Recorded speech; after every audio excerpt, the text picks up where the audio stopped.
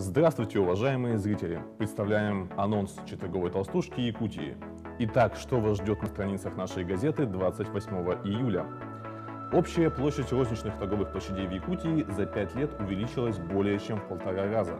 При этом рост реализации товаров в денежном выражении замедлился, что не мешает республике занимать 3-е место в Дальневосточном округе по товарообороту. Готовы ли школы к новому сезону? Покрашена ли столовая? Оттерты ли незапланированные художественные элементы с панно на 2-м этаже? Обо всем этом в специальном репортаже «Школьное построение». Правительство России в полной мере подключилось к формированию долгосрочного плана социально-экономического развития республики до 30 года. Какие организационные меры он предусматривает?